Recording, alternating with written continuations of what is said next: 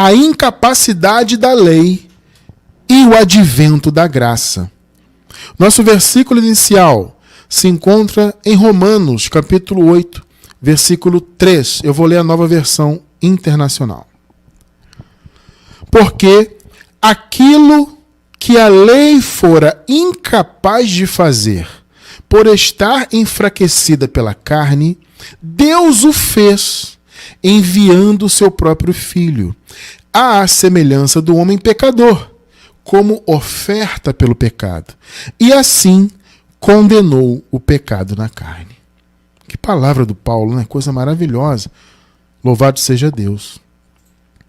Preciosa igreja do Senhor Jesus, povo abençoado, salvos pela graça, mais do que vencedores, igreja sem ruga e sem mácula, livres do pecado, totalmente libertos do império das trevas. Abençoada igreja, hoje nós queremos falar do advento da graça que veio por causa da incapacidade da lei. É claro que o advento da graça, obviamente, era algo predestinado por Deus, preparado desde antes da fundação do mundo. O apóstolo Paulo disse que a graça nos foi dada em Cristo Jesus antes dos tempos dos séculos. Ou seja, antes de haver esse tempo que nós conhecemos, antes de haver a criação, o Senhor já havia pré-ordenado a graça. Por que o Senhor Deus fez isso? Porque o Senhor Deus é onisciente. Então ele sempre soube de todas as coisas. E claro, sempre soube que o homem se manifestaria, que haveria o pecado. Amado, Deus sempre soube disso, tá? O Deus não foi pego de surpresa. Alguns acho que pensam assim, né? Mas o Senhor Deus não foi pego de surpresa em momento algum. Ele sempre soube de tudo isso. E claro, ele sempre soube da incapacidade do homem e da incapacidade da própria lei, né? Dada, no caso, a lei ela foi dada e ela cobriu toda a humanidade. Ou seja, a lei trouxe o pecado, né? A palavra diz que a lei foi a força do pecado. Então ela trouxe a condenação para todos os homens. Só que ela foi dada especificamente para os judeus cuidarem dela. Mas o resultado da lei veio para toda a humanidade. E a lei, ela foi incapaz. Você acabou de ler comigo? Ela foi incapaz de salvar. Ela foi incapaz, né, de tornar o homem justificado, abençoado. Foi incapaz. Mas ela foi incapaz por causa da própria natureza humana. A gente vai ver isso ao longo do estudo. Então, nem mesmo os judeus que receberam a lei, né, para cuidar dela, para cuidar do seu cumprimento, para exercer ali o culto, né, antes da cruz, aquele tipo de culto, né, do sistema judaico e tudo mais, eles receberam todo aquele privilégio. A aliança foi dada a eles, né, a primeira. Então a relação com Deus, ainda que, né, era uma relação que tinha intermediários, vamos dizer assim, né? Havia necessidade de um templo, de sacerdotes, de um sumo sacerdote, né, do cumprimento da lei e tudo mais. Hoje a relação com Deus ela é direta, porque Deus habita em nós, né? A graça é isso, é algo maravilhoso, né? Mas naquela época havia todo esse distanciamento. Mas apesar disso, eles tiveram todo esse privilégio de Deus. Mas nem mesmo eles conseguiram se justificar por meio da lei. A lei, a palavra diz que a lei nunca aperfeiçoou coisa alguma. E a palavra diz também, na carta aos Hebreus, que a segunda aliança, a nova aliança, veio pela incapacidade da primeira. A palavra diz que nunca, se a primeira aliança, né, o apóstolo Paulo diz assim, se a primeira aliança tivesse sido sem defeito, olha só, nunca se teria buscado lugar para uma segunda. Tremendo isso, né? Se eu não me engano, isso está em Hebreus no capítulo 8. É tremendo. Então, só se buscou lugar para uma nova aliança porque a primeira não foi capaz, ela foi imperfeita. Gente, note bem, não sou eu que estou falando isso não. Está escrito, vocês sabem que está escrito. Então, não estou aqui inventando doutrina, estou criando aqui algo da minha cabeça. Não, eu estou falando do que está escrito. Então, se buscou uma nova aliança pela incapacidade da primeira. Só que isso também não foi um improviso, eu quero que você entenda isso. O advento da graça veio pela incapacidade da lei? Sim, mas isso estava pré-ordenado por Deus. Não houve improviso. Puxa, a lei não deu certo, deixa eu improvisar. O que eu vou fazer? Vou trazer a graça então. Não foi isso aí. Tá? Mas por que houve então essa sequência, Cristiano França? Só Deus sabe, amado. Os planos de Deus são perfeitos.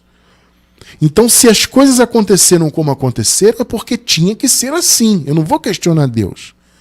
E te aconselho também a não ficar questionando Deus. Não nesse sentido. Mas então, porque... Amado, esquece isso. Confie em Deus. A minha palavra para você é essa. Confie em Deus. Se ele fez nesta sequência, é porque tinha que ser assim. Tá? Então você vê que Deus no início deu ao homem a sentença. Olha, se pecar, certamente morrerá. O homem pecou, porque Deus sempre soube que isso aconteceria. Então Deus mandou a lei trouxe a força do pecado e trouxe a morte, né? Principalmente do ponto de vista espiritual, porque antes da lei a morte física já estava no mundo. Então a lei veio para reforçar essa sentença de Deus. Então você vê que tudo é uma sequência. O que Deus fala não pode voltar vazio. Então até a lei teve essa importância, né, de colocar em prática aquilo que Deus havia dito. Por isso que Paulo diz, inclusive, que a lei foi um ministério de morte e de condenação. Também não estou inventando isso, foi o apóstolo Paulo que falou. Eu falo essas coisas, amados, porque as pessoas às vezes entram em contato comigo, ou mandam e-mail, ou fazem comentários no YouTube, tipo, me acusando de falar as coisas que, na verdade, não sou eu que falo. Eu estou falando do que está escrito. Você diz isso e aquilo. Eu falei, irmão, eu não digo nada. Quem disse foi Paulo. Entende? Você não está levando em conta isso. Você está achando que eu, Cristiano França, que estou inventando doutrina. Eu estou tirando da Bíblia. Entende? Então, veja, o Senhor fez essa sequência, né, até que a graça se manifestou por meio de Jesus Cristo. Glória a Deus por isso. Hoje vivemos plenamente a nova aliança para a honra e glória do Senhor. Tá? E a graça maravilhosa, o novo pacto, o que nós chamamos de o sétimo dia eterno, o qual nós já vivemos, ele veio justamente pela incapacidade da lei, mas não foi um improviso. Deus sempre soube que seria assim. E a lei, amado, ela foi incapaz, né, de fazer... E é interessante esse versículo. Vamos ler de novo o primeiro versículo? Eu quero destacar uma coisa interessante aqui. Romanos 8,3, na Nova Versão Internacional. Porque aquilo que a lei fora incapaz de fazer... Algumas versões mais antigas, mais tradicionais, dizem assim, né? O que fora impossível para a lei. Interessante, né? Impossível por quê? Porque a lei não tinha capacidade de fazer. Então, aquilo que a lei fora incapaz de fazer, por estar enfraquecida pela carne. Por quê? Porque a lei era cumprida, tinha que ser cumprida por meio da carne. Agora, veja que interessante. Aquilo que a lei não fez, olha o que o texto diz. Deus o fez. Gente, isso aqui é maravilhoso. Ou seja, Deus tomou a rédea da situação. Olha, chegou o momento de eu atuar. Eu dei a lei. Eu sempre soube que a lei não teria essa capacidade de fazer o que tinha que ser feito, que era justificar o homem. Mas eu dei porque tinha que dar a lei. É aquilo que eu falei. Confie no plano de Deus. A lei veio como um ministério de morte e de condenação. Tá? Então Deus enviou a lei, mas Deus sempre soube que a lei não seria capaz de justificar o homem. Então o próprio Deus entrou em ação, enviando o seu próprio filho, à semelhança do homem pecador. Ou seja, ele veio de uma ascendência humana e divina, né?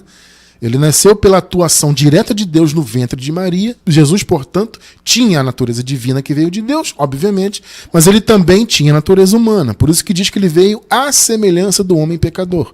Ele veio como oferta de Deus pelo pecado. O próprio Deus ofereceu o seu filho pelo pecado e assim condenou então o pecado na carne. Ou seja, Deus atuou no lugar da lei. Então ele deu a lei porque ele tinha que dar, a lei tinha que vir. Fazia parte dos planos eternos de Deus. Mas Deus sempre soube da incapacidade da lei, por causa da incapacidade do homem, na verdade. Porque o problema da lei não era a lei em si, o problema era o homem, né? Então Deus sempre, como ele sempre soube da incapacidade do homem, então o próprio Deus entrou em ação. Né? Então fez manifestar o seu filho, como diz a palavra, né? Nascido de mulher, nascido debaixo da lei.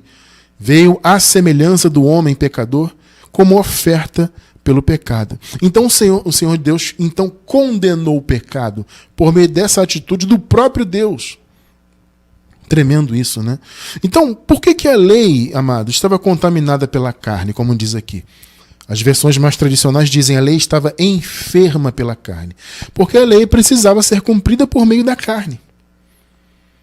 Então, a incapacidade da lei era exatamente isso aí. Tá? Vamos ver isso aqui? Hebreus capítulo 9, versículo 10. Aqui no contexto está se referindo às ordenanças da lei. Aí, olha só o que diz no 10 sobre essas ordenanças e os mandamentos. Os quais, esses mandamentos, não passam de ordenanças da carne. Olha só. Na Nova Versão Internacional diz ordenanças exteriores, que é uma referência, obviamente, à carne, tá?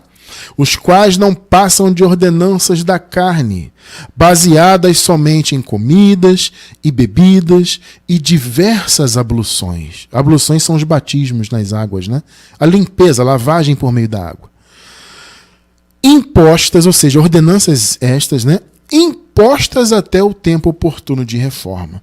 Sabemos que a reforma já aconteceu, né? Quando aquele templo de Jerusalém caiu, foi o dia da reforma total de todas as coisas. O fim total das obras da lei naquele templo de Jerusalém. Mas olha só, os quais não passam de ordenanças da carne. Vocês percebem por que a lei nunca teria capacidade? Porque ela era incapaz? Porque o homem sempre foi incapaz. Por causa da natureza humana. O homem sempre foi incapaz de se justificar, né? De se tornar um abençoado, de se tornar um salvo sempre salvo. O homem por si só jamais conseguiria isso, amado. Entende?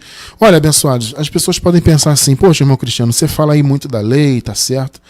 Mas a maioria das igrejas não vive na lei, irmão Cristiano. Gente, os irmãos novos na graça, alguns, não todos, eles têm esse pensamento. Se você é uma pessoa nova na graça, está chegando agora, está se libertando de pouco tempo do sistema, de repente você pode ter esse pensamento. Não, Cristiano, existe até algumas igrejas que realmente estão na lei, como os adventistas, né, que guardam sábado e que observam os 10 mandamentos na letra, etc. Ou tem algumas denominações que se dizem cristãs, né, mas que seguem a lei, etc., a rigor, né, e tudo mais, ou seja, seguem a lei de maneira clara, objetiva e falam abertamente que vivem na lei e acham que é importante viver debaixo da lei. Por incrível que pareça, mas existem denominações assim. Mas, amados, não se enganem. Claro que existem essas denominações que falam abertamente que estão debaixo da lei. Mas, amados, a maioria das denominações outras, as mais conhecidas, sejam tradicionais como batista, como presbiteriana, etc., ou as menos tradicionais, as neopentecostais, ou etc., as da teologia da prosperidade, todos esses segmentos, católico, tudo isso aí, está debaixo da lei de maneira velada. Tá? O que significa de maneira velada? Significa que é meio escondido. Eles não dizem que estão na lei, mas estão. Se você perguntar para qualquer pastor do sistema, a não ser esses que dizem claramente que estão debaixo da lei, que tem que cumprir, e tem que guardar sábado, e tem. Tudo bem, existem esses. Mas se você for em qualquer sistema aí que não fala abertamente que está debaixo da lei, se você perguntar se ele está na graça, ele vai dizer que está. Veja, ele pode até estar, sendo ele ou ela um filho de Deus, né? Pode até estar do ponto de vista do tempo, né? Porque nós estamos no tempo da graça. Tá? Já estamos no 7º dia, tudo já foi consumado, a graça já foi inaugurada por Jesus. Tá? Então, do ponto de vista do tempo, a pessoa pode até estar, mas eu digo estar debaixo da graça do ponto de vista de observar e viver o evangelho da graça. Entende? De viver os benefícios da graça, de se libertar do sistema. Você pode perguntar a qualquer líder ou qualquer irmão mesmo, vai em qualquer denominação dessa aí, irmão, você está debaixo da graça? Ele vai dizer, claro, eu vivo na graça, minha igreja é graça, meu pastor prega a graça. De repente o cara fala uma ou outra, de cada 10 palestras, de cada 10 pregações, ele fala alguma coisa da graça. O cara diz que está na graça. Não, meu pastor é da graça. Ele é da graça, mas ele por acaso manda você jejuar? Claro, irmão, jejum é da graça, tem que buscar poder. A tua igreja é da graça, mas vem cá, vocês comem na Santa Ceia? Claro que comemos. A Santa Ceia é uma prática cristã de comunhão. E o irmão fica até emocionado, né? Comunhão, aquela coisa toda. É mesmo, amado? Vem cá, você não sabia não que a Santa Ceia, na verdade, é algo derivado da Páscoa judaica? Acaba sendo, de certa forma, a Páscoa, porque, na verdade, a ceia do Senhor foi a última Páscoa que Jesus fez com os discípulos dele. Não é? Então, o que se faz hoje é um derivado daquela Páscoa. Acaba sendo um tipo de Páscoa. É a Páscoa judaica, indiretamente, né? Você não sabia disso? Não, irmão, que Páscoa? Não, a Páscoa, veja bem... Sabe, é um tal de gente, veja bem, de não sei o que, eles ficam tentando explicar, né, que não, na verdade não estão debaixo da lei. Irmão, você é pecador? Pergunta aí, qualquer um do sistema. Claro que sou pecador. Eu me reconheço como pecador. Eu me reconheço que eu sou uma pessoa falha, eu sou pó da terra. Ué, amado, você não é nova criatura, não? Não, eu sou nova criatura, mas eu também sou pecador. Olha, amado, biblicamente isso é impossível. Biblicamente é assim, ou você é pecador, ou você é nova criatura. Para você ser pecador, você tinha que ter nascido antes da cruz, portanto, debaixo do pecado. Só foi pecador quem nasceu debaixo do pecado, antes da cruz, antes de Jesus condenar o pecado na carne, como nós vimos, né? Antes dele aniquilar o pecado. Nós temos um estudo sobre ser nova criatura. Se você, de repente, é novo na graça e não entende bem isso, eu vou deixar embaixo do vídeo no YouTube quem está pela gravação, tá? Você está assistindo pela gravação no YouTube, vai aqui na descrição do vídeo, pega o link para você assistir. Sim, já nascemos novas criaturas. Esse estudo é maravilhoso. Eu vou deixar o link para você entender isso aí. Então você é nova criatura? Não, eu sou nova criatura. Mas é pecador? Também sou pecador. Falei, irmão, não dá. Ou você é pecador ou você é nova criatura. Por que essas pessoas têm esse pensamento? Que eu sou pecador, que eu tenho que comer ceia, que eu tenho que jejuar, que eu tenho que seguir mandamento, que eu tenho que guardar sábados. Por que as pessoas têm? Porque elas estão debaixo da lei. Mais uma vez, não no sentido do tempo, gente. O tempo da lei passou. Quando eu digo que elas estão debaixo da lei, é porque elas estão submetidas aos mandamentos da lei que estão disfarçados de mandamentos da graça. Então, mesmo que a lei já tenha sido cumprida, já está obsoleta, né? Há milênios, né? Há 2000 anos que o Senhor tornou obsoleta, cumpriu todas as coisas, apesar disso, as pessoas ressuscitam, por assim dizer, né? A lei na vida delas. Porque vivem nessas obras. Só que essas obras não aperfeiçoam ninguém, amado. A palavra diz na carta aos Hebreus que a lei nunca aperfeiçoou coisa alguma. Então a pessoa fica tentando se aperfeiçoar, por exemplo, por meio do jejum, né? Vou fazer um jejum de alimentos, ficar aqui umas horas sem comer, para eu quebrar a carne, para eu me aperfeiçoar. Amado. Ou você é perfeito pelo que Jesus fez ou não é. A gente vai ver isso aqui já na palavra. Vocês estão entendendo o ponto de hoje? Você que está hoje no sistema religioso, ou que está saindo de lá, mas ainda está meio confuso. Alguns irmãos nos escrevem assim, né? Poxa, irmão Cristiano, eu estou aqui aprendendo, eu estou vendo os vídeos, mas ainda estou meio preso, eu ainda vou lá na igreja, estou saindo aos poucos, eu não sei como é que eu faço. Amado, olha, se Deus está te dando a oportunidade de conhecer a graça, corte relações com o sistema. Eu entendo que às vezes não é fácil, porque a família está lá, sabe? Então eu até entendo, se você de repente quer ficar mais um tempo por causa da família, ou porque você quer, né, que a sua família não recebeu a graça, então você quer que eles recebam, então você vai devagarzinho.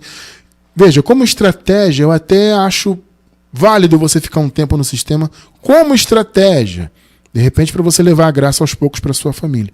Mas, amado, eu vou dizer para vocês uma coisa, amados irmãos, é impossível, escreve o que eu estou falando, é impossível você viver no sistema religioso depois de conhecer a graça. Não dá. Você não vai conseguir. Você vai ficar sempre em conflito. O que o pastor pregar lá, teu coração não vai receber. Você vai ficar rebatendo. Eu vivi isso, irmão, tá? Tô falando porque eu vivi isso aí. Então é muito ruim você estar num lugar e teu coração fica rebatendo o que se fala. Ih, isso tá errado. Ih, o que esse cara falou não tem nada a ver. Ih, porque não sei o quê. Entende? Então tem que romper. Se Deus te deu a oportunidade de conhecer a graça, tem que romper. Entende? Porque você viver debaixo da lei, seja esse segmento que fala abertamente que está debaixo da lei, ou seja o segmento que finge não estar debaixo da lei, não importa. Se você está submetido a essas obras, você está debaixo de maldição. E mais uma vez, não sou eu que digo isso, é a palavra. Então nós temos que seguir a palavra. Entende? Não se preocupe. O irmão Cristiano está inventando. Eu não estou inventando, mas do que eu falo, eu dou respaldo bíblico. E não é só letra por si só da Bíblia, é texto e contexto. Nós procuramos e buscamos respeitar, inclusive, todos os contextos possíveis aqui. Tá? Então, amado, veja, não adianta, no meio do sistema dessas obras, você nunca vai se aperfeiçoar. Você já é perfeito para Deus, porque Deus te olha sob o prisma do que Jesus fez. Deus te olha sob o prisma da graça. Dele mesmo, obra dele. Então não é a sua obra que te aperfeiçoa diante de Deus para você se tornar um salvo. Não, se você é um filho de Deus, nascendo filho, boa semente, você é salvo, sempre salvo. As obras boas que você faz, elas são consequências da sua posição e não a causa de alguma salvação ou de alguma posição espiritual. Olha, para o homem sempre foi impossível se salvar por meio da lei ou por meio de obras, tá? Veja só que interessante esse termo aqui, esse texto aqui, perdão. Marcos, capítulo 10, versículos 26 e 27. E eles se admiraram ainda mais, dizendo entre si, olha só, amado, quem poderá, pois, salvar-se? Olha a pergunta que o pessoal estava fazendo ali, tá? Quem vai poder se salvar então? Olha o que Jesus respondeu. Jesus, porém, olhando para eles, disse: para os homens, isso é impossível. Gente, olha só. Para os homens é impossível. Mais uma vez, é o irmão Cristiano que está falando? Não. O próprio Jesus, ainda no dia de sua carne, deixou muito claro. Quem pode se salvar? Perguntaram. Jesus disse, para os homens é impossível. E aí você se lembra lá do início, né? Do primeiro versículo. O que era impossível para a lei, né? Ou no caso que nós lemos na Nova Versão Internacional, o que fora incapaz, o que a lei fora incapaz de fazer. Para os homens é impossível. Mas não para Deus. Pegou? Porque para Deus, todas as coisas são possíveis. Que tremendo, né? Tá vendo? Era impossível para os homens se salvarem. A lei nunca traria justificação e salvação para o homem. Por isso é impossível, era impossível para a lei e continua sendo impossível. Não é por meio de obras da lei que você se coloca, né, santificado diante de Deus e salvo e filho. As pessoas pensam que essa posição espiritual toda vem por meio dessas obras, de seguir mandamento de pastor, de líder, de bispo, de apóstolo, de padre. Amado, esquece isso. Nós temos um chamado a viver na total dependência da graça de Deus. Entende? Apenas refletindo a graça. Não buscando por meio de obras e de mandamentos e de obras de lei, tentarmos ser alguma coisa diante de Deus. Eu vou me salvar aqui pela minha obra. Isso é uma bobagem, abençoado. Para os homens isso é impossível. Você acabou de ler conosco aqui. Então, amado, veja, Deus sempre soube, vou repetir isso, na sua onisciência, Deus sempre soube que seria impossível para o homem se salvar. Por isso que Deus deu a salvação em Cristo antes dos tempos dos séculos. Tá? Então a lei foi dada, mas a lei ela já veio com a incapacidade embutida nela por depender da carne. Então vamos ver alguns exemplos do que era impossível para a lei. Número 1, como exemplo, era impossível para a lei fazer os eleitos de Deus serem justos. Ou seja, serem justificados. Ninguém jamais seria justo, ou feito justo, né? Ninguém seria justificado. O que significa justificado? Justificado é inocentado, sem culpa. Nenhum homem seria justificado e inocentado por meio da lei. Romanos 3:20. Porquanto, pelas obras da lei, nenhum homem será justificado diante de Deus. Aqui está será, amados, no futuro, porque eles estavam ainda antes da vinda do Senhor. Tá? A vinda do Senhor se concluiu no ano 70. Tá? O Senhor veio em juízo contra Israel e concluiu todas as profecias escatológicas. Tá? Se você não entende isso, irmão Cristiano, eu nunca ouvi falar disso. Tá? Que história é essa de Jesus ter vindo no ano 70? Isso me deixou confuso. Calma, calma. Eu vou deixar embaixo do vídeo no YouTube um link da nossa playlist de escatologia consumada. Tá? A nossa playlist de escatologia consumada. Assista a todos os vídeos que vocês encontrarem nessa playlist, para você entender essa questão da volta do Senhor. Aqui nessa ocasião, obviamente, eles estavam antes daquele acontecimento do ano 70. Por isso que Paulo fala, ninguém será justificado, ou seja, quando vier o juízo, que já veio, né? Então nenhum deles seria justificado no juízo diante de Deus por meio de obras da lei. Pois o que vem pela lei é o pleno conhecimento do pecado. Então, na verdade, é o contrário. Pela lei não viria a justificação. Pela lei veio o conhecimento do pecado. As pessoas passaram a se verem pecadoras, porque passaram a conhecer o pecado que já tinha na carne delas. E a lei veio dizer, olha, isso é pecado. Apontar, né? Pecado, pecado. Então o cara teve o conhecimento do pecado. Então, na verdade, não foi a justiça que veio pela lei, foi o conhecimento do pecado. Tremendo, né? Então, a lei jamais teria capacidade de justificar o homem. Tá? Consequentemente, se a lei não podia justificar o homem, ela não podia salvar o homem. E aí entra aquilo que nós lemos agora há pouco. Né? O Senhor falou, ao homem ser salvo por si mesmo é impossível. Tito 3, 5 até o 7. Só para pontuar, né, o contexto bíblico que eu estou falando. Olha só, não pelas obras de justiça que houvéssemos feito. Aí já está a resposta, né? Mas, segundo a sua misericórdia, nos salvou. Olha aí, ó. Pela lavagem da regeneração e da renovação do Espírito Santo. 6. Que abundantemente Ele derramou sobre nós por Jesus Cristo, nosso Salvador. Graças a Deus, né? 7. Para que, sendo justificados pela sua graça, por meio do que veio a justificação? Por meio da graça. Pegou, né? Por quê? Porque para o homem é impossível se justificar com a lei. Então a justificação teria que vir pela graça. Para que, sendo justificados pela sua graça, sejamos feitos herdeiros segundo a esperança da vida eterna. Amados, fomos feitos herdeiros do Senhor, co-herdeiros com Cristo, por meio da graça. Então o advento da graça veio pela incapacidade da lei que estava ligada à incapacidade do homem. Entenda isso. Tá? Irmão Cristiano, porque Deus trouxe a graça, já que Ele havia dado a lei? Claro, Ele deu a lei porque tinha que dar, mas Ele sempre soube da incapacidade da lei que estava ligada à incapacidade do homem. Então Deus pré-ordenou a graça e a fez se manifestar por meio de Cristo. Entende? Então, podemos dizer que o Filho de Deus hoje é justo, justificado, não por alguma obra que ele faça. Você acabou de ler comigo. As obras, na verdade, as boas obras, tá? Não obras da lei. As boas obras são uma consequência da justificação e não a causa. Tá? Então a lei nunca justificou ninguém, logo, obviamente, nunca salvou ninguém. Uma outra coisa que a lei nunca conseguiu fazer é purificar a consciência.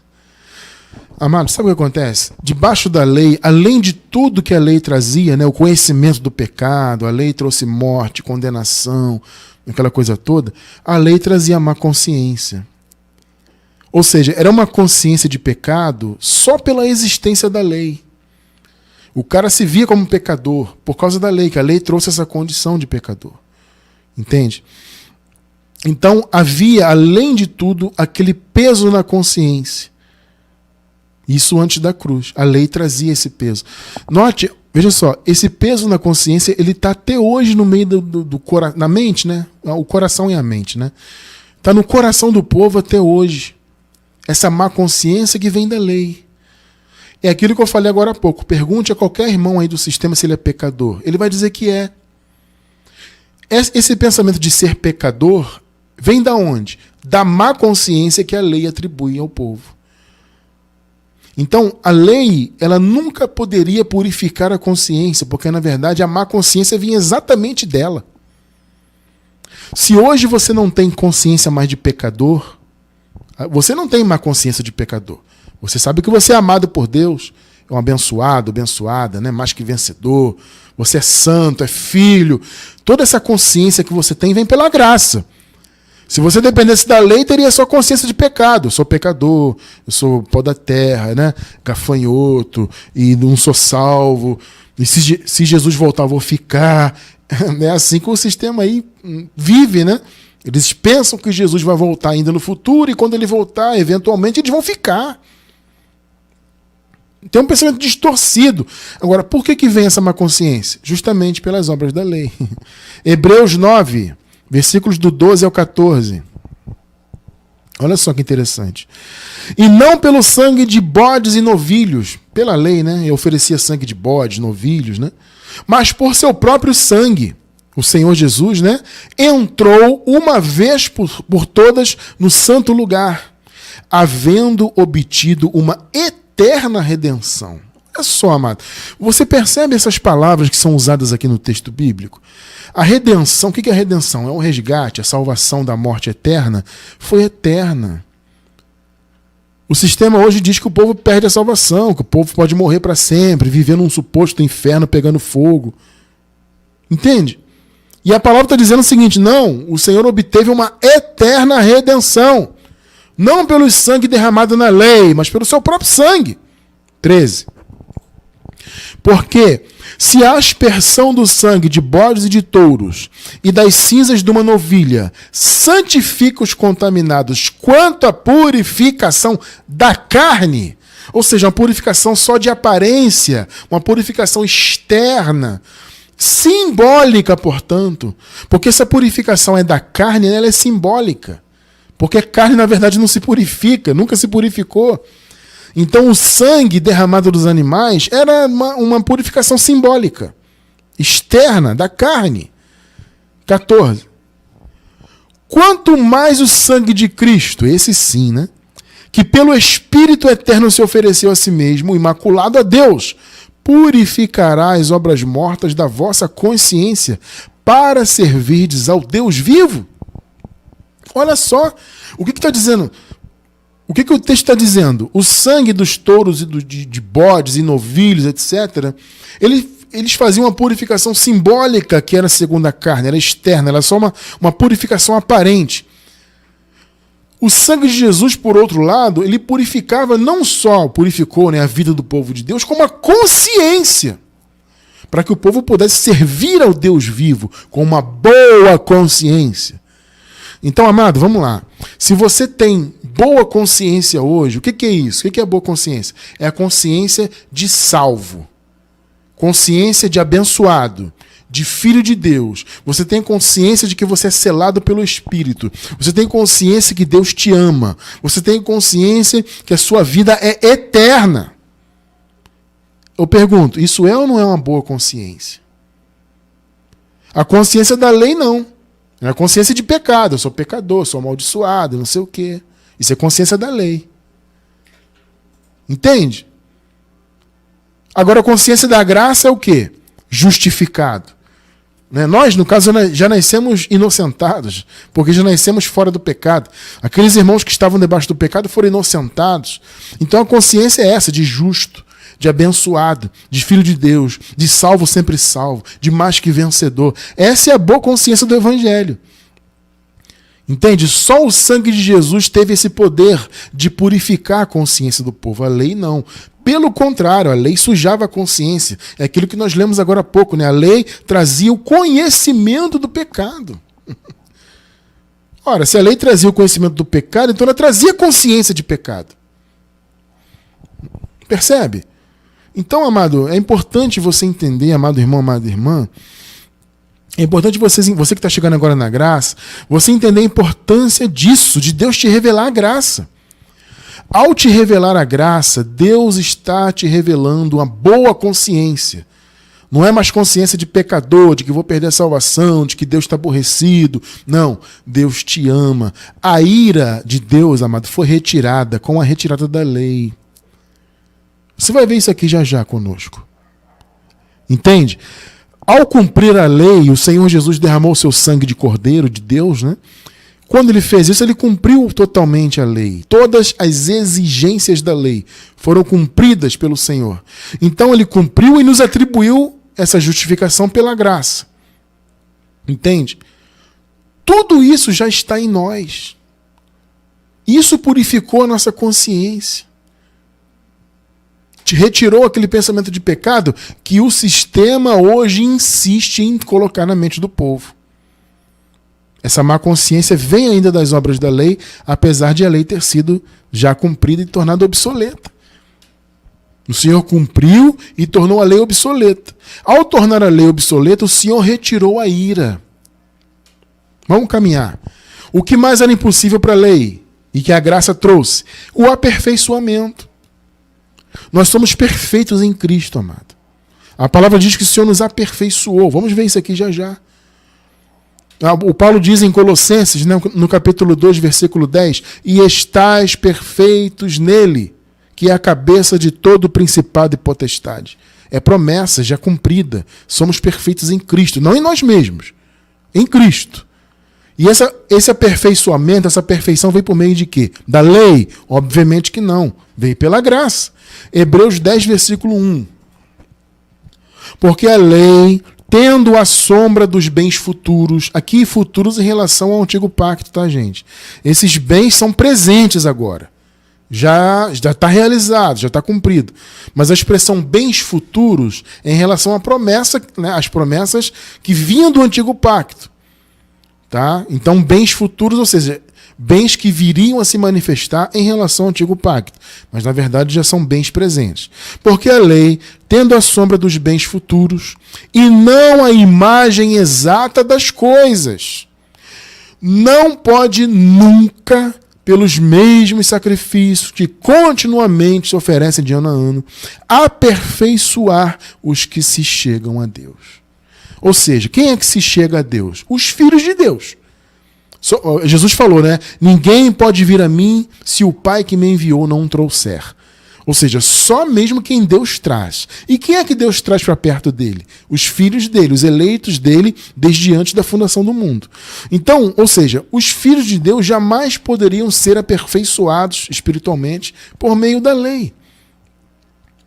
Está vendo? Esses sacrifícios que todo ano eles ofereciam pelos pecados.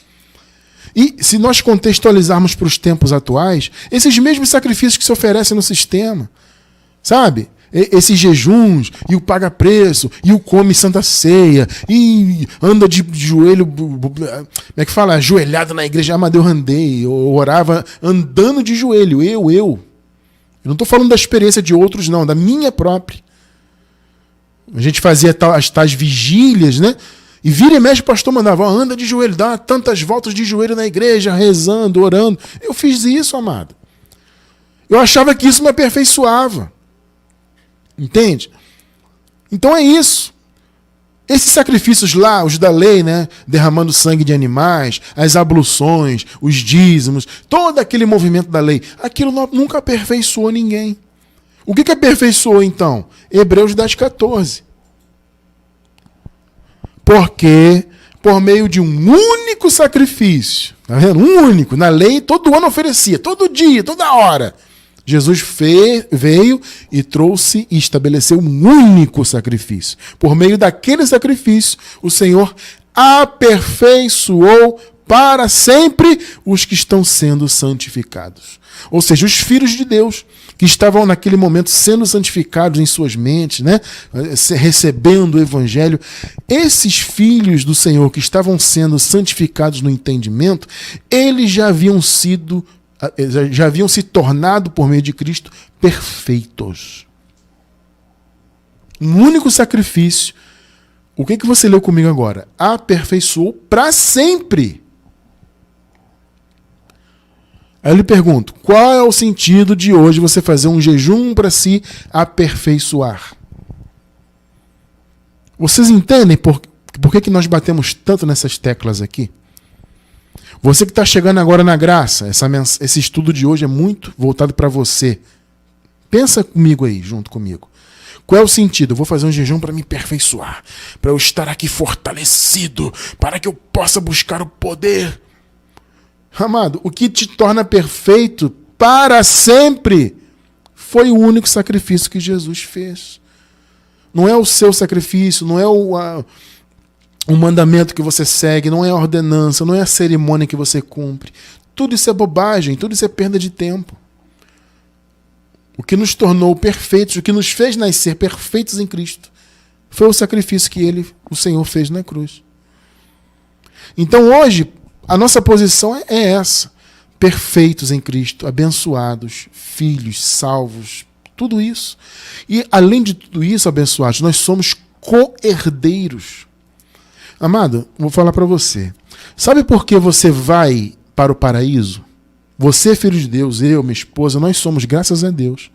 Sabe por que nós, filhos de Deus, vamos para o paraíso depois dessa vida terrena?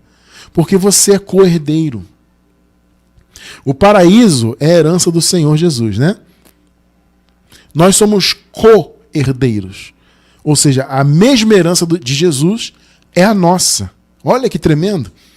Então, ao adentrar o paraíso depois dessa vida terrena, você vai estar adentrando o que te pertence por meio de Cristo. Você é co-herdeiro. O paraíso é a herança. A vida eterna é a herança. Romanos 4, vejam só, amado. Vamos ler os versículos do 13 ao 16. Olha só, mais uma vez, não é o irmão Cristiano que está falando. Estou lendo a Bíblia. Porque não foi pela lei, sublinha aí, sublinha, não foi pela lei que veio a Abraão ou a sua descendência, e nós somos descendentes de Abraão, percebe? A promessa de que havia de ser herdeiro do mundo, mas pela justiça da fé. Foi a fé de Abraão, entende, amado, que manifestou. Não foi a lei, mesmo porque Abraão estava muitos séculos antes da lei. Percebe isso? Então é muito óbvio que não foi pela lei, mas foi pela fé de Abraão. Entende? 14 e 15. Pois, se os que são da lei são herdeiros, olha só, logo a fé é vã, é inútil, e a promessa é anulada. Ô, meu amado, pelo amor de Deus, irmão. Irmão, como é que uma pessoa pode ler isso aqui e continuar querendo viver debaixo da lei? Como eu disse no início, uns dizem abertamente, eu estou na lei mesmo e quero viver e tem que viver debaixo da lei. Outros não dizem, mas vivem de maneira velada, que é a maioria do sistema religioso. Como é que alguém pode querer viver assim? Entende?